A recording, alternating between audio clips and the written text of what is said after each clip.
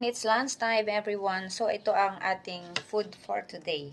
So, gumawa ko ng radish, salad radish. So, fresh radish and tomato. Nilagyan ko siya ng vinegar.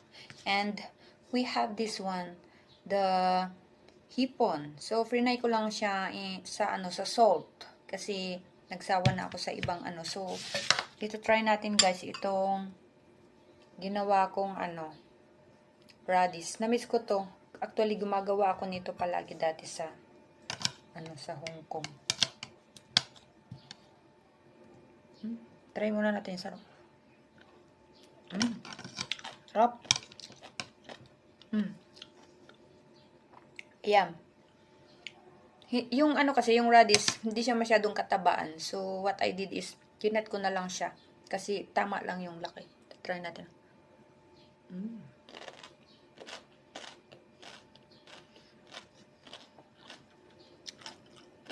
Ang sarap.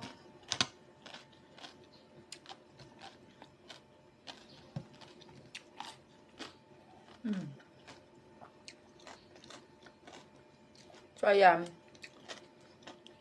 Marami tayong hipon ngayon kasi nga, binili ko to kay Sir Tony Seafoods. Thank you sa pag-deliver dito sa bahay. So, actually, 1 kilo lang yung in-order ko, pero madami na. Ayan. Gusto ko kasi yung ganitong size lang na hipon. So, palagi kong sinasabi na mas masarap yung ganitong size lang. Para sa akin for me lang ha. Parang mas malasa siya. Isawsaw na lang din dito sa suka ng Sarap guys. One more bite. Ayan.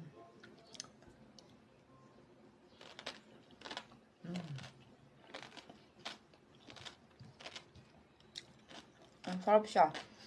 I-try nyo din gumawa ng fresh na radish. Lagyan nyo ng suka guys para mas masarap. Tapos salt. So kayo na bahala magtimpla. Ang sarap. Yan, hindi ko na kailangan kumain ng kanin.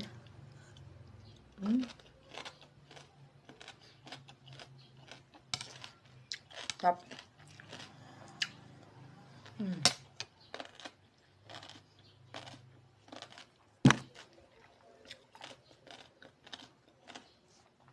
So, yan.